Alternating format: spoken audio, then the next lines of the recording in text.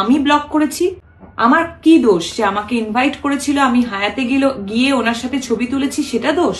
হ্যাঁ, আমি এটা মানছি যে টেকনিক্যাল গ্লিচের জন্য আমার ছবিটা রং টাইমে পোস্ট হয়ে গেছে এবং আমি ছবিটি ডিলিট করিনি, এটা আমার দোষ হতে পারে।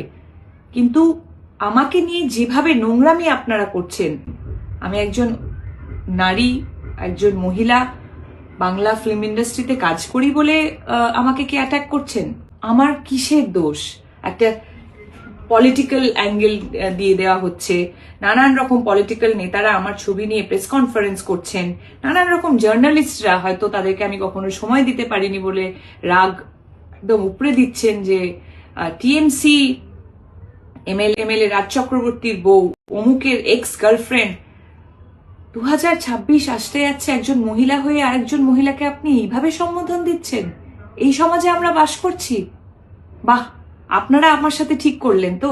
দেখুন, আমার সাথে ট্রোল হচ্ছিল, যা খুশি করছিলেন, সত্যি বলছি, মন থেকে বলছি, আমি কিচ্ছু মনে করিনি। আজকে আমি এই ভিডিওটা করছি তার একটাই কারণ, কাল থেকে শুরু হয়েছে আমার বাচ্চাদের প্রতি আক্রমণ।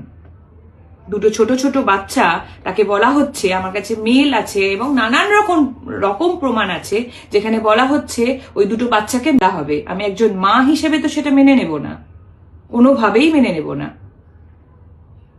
আমি তো একজন পলিটিশিয়ান নই, আমি একজন অ্যাক্ট্রেস। আমার ভুলটা কোথায়? আবার বলছি, এই ভিডিওটার পরেও নিশ্চয়ই আপনারা অনেকে অনেক কিছুই বলবেন, বলুন, অসুবিধে নেই, কিন্তু নিজেদের মানবিকতাটা হারিয়ে ফেলবেন না। দুটো বাচ্চা কোনোভাবেই কিন্তু যুক্ত ছিল না, সেই দুটো বাচ্চাকে প্লিজ টানবেন না। সবাই খুব ভালো থাকবেন, সকলকে ভালো রাখবেন।